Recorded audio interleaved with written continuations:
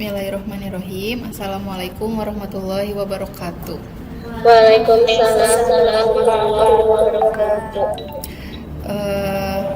Pertama-tama marilah kita panjatkan puji dan syukur kehadirat Allah Subhanahu wa taala karena berkat rahmat dan hidayahnya kita bisa berkumpul di tempat ini meskipun dalam keadaan virtual. Salawat serta salam kita curahkan kepada junjungan kita Nabi besar Muhammad SAW. Di sini saya akan memberikan sedikit materi mengenai profil pelajar Pancasila. Nah, sebelum kita melanjutkan ke materi yang saya akan bawakan, sebelumnya kita berdoa terlebih dahulu menurut agama dan kepercayaannya masing-masing. Berdoa dalam hati, mulai.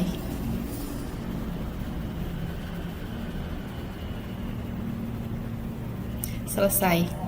Oke, izin share screen ya Bapak Ibu. Ya, mangga.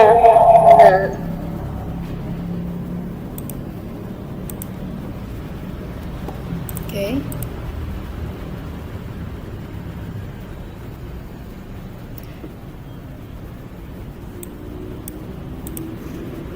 Apakah sudah muncul? Sudah. Oke. Nah, di sini saya akan menjelaskan tentang profil pelajar Pancasila. Nah, sebelum kita melanjutkan ke materi, saya ingin bertanya dulu nih kepada Bapak dan Ibu, apa sih profil pelajar Pancasila yang Ibu ketahui? Mangga, sebelum dilanjut, ada yang bisa menjawab apa itu profil pelajar Pancasila? Oke, izin menjawab. Ya, mangga, Bu Desi. Terima kasih telah mempersilahkan saya untuk mencoba menjawab ya ini. Ini baru menurut sepemahaman saya. Karena profil pelajar Pancasila itu asal kata dari Pancasila. Mungkin jadi ada beberapa kaitannya dengan Pancasila, di mana Pancasila itu kan berisi satu, ketuhanan yang Maha Esa, 2, kemanusiaan yang adil dan beradab, 3, persatuan Indonesia, 4, kerakyatan yang dipimpin oleh hikmah kebijaksanaan dalam permusyawaratan perwakilan, dan 5, keadilan sosial bagi seluruh rakyat Indonesia. Mungkin menurut saya bahwa profil pelajar Pancasila itu ada kaitannya dengan kelima sila yang ada di Pancasila ini. Baik, terima kasih mungkin seperti itu. Ya, terima kasih. Mohon koreksiannya. Mangga, terima kasih Bu Desi atas jawabannya.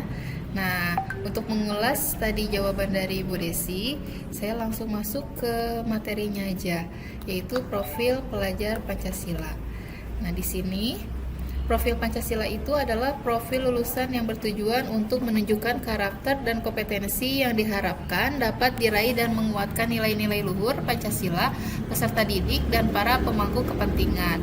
Nah, profil pelajar Pancasila sendiri, dia memiliki 6 dimensi, yaitu beriman, bertakwa kepada Tuhan Yang Maha Esa, dan berakhlak mulia.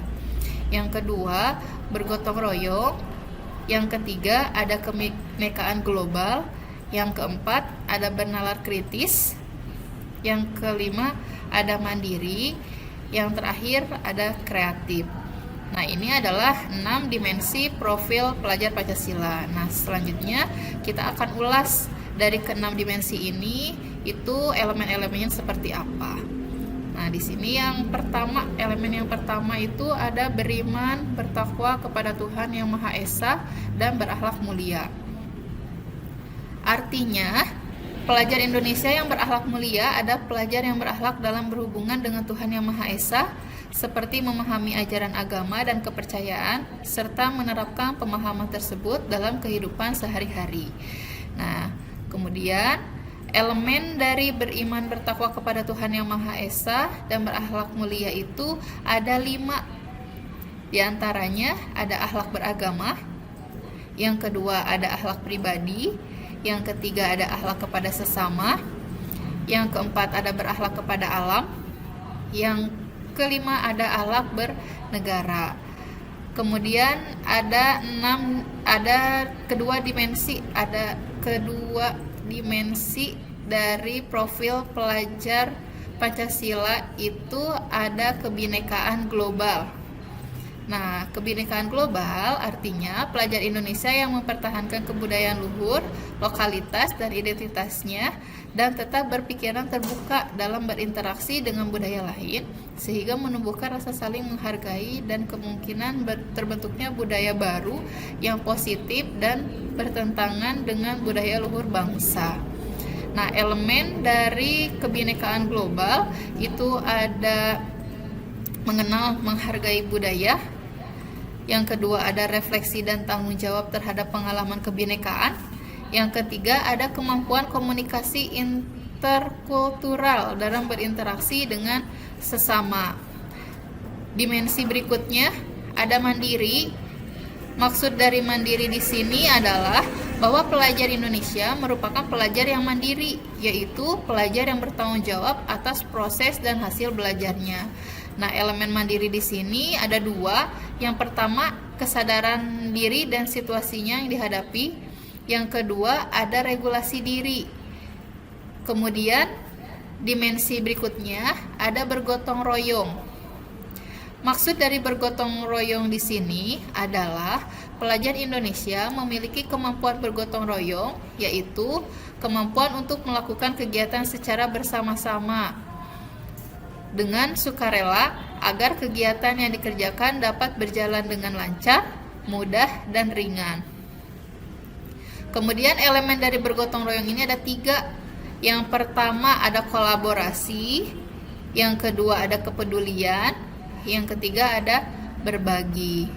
Nah, di sini ada dimensi yang berikutnya, yaitu bernalar kritis. Maksud dari bernalar kritis di sini adalah pelajar yang bernalar kritis mampu secara objektif memproses informasi baik kuantitatif, membangun keterkaitan antara berbagai informasi, menganalisis informasi, dan mengevaluasi dan menyimpulkannya. Kemudian elemen dari bernalar kritis itu ada 4. Yang pertama, memperoleh dan memproses informasi dan gagasan. Yang kedua, menganalisis dan mengevaluasi penalaran. Yang ketiga, merefleksi pemikiran dan proses berpikir. Yang terakhir, ada mengambil keputusan. Dimensi yang berikutnya itu ada kreatif. Nah, kreatif di sini maksudnya adalah pelajar yang kreatif mampu memodifikasi dan menghasilkan sesuatu yang orisinal, bermakna, bermanfaat, dan berdampak. Kemudian elemen dari kreatif sendiri itu ada 2. Yang pertama, menghasilkan gagasan yang orisinal. Yang kedua, menghasilkan karya dan tindakan yang orisinil. Mungkin cukup sekian presentasi dari saya. Mohon maaf apabila ada kata-kata yang kurang berkenan. Di akhir kata, saya ucapkan terima kasih. Assalamualaikum warahmatullahi wabarakatuh. Waalaikumsalam warahmatullahi wabarakatuh. Terima kasih. Sama-sama.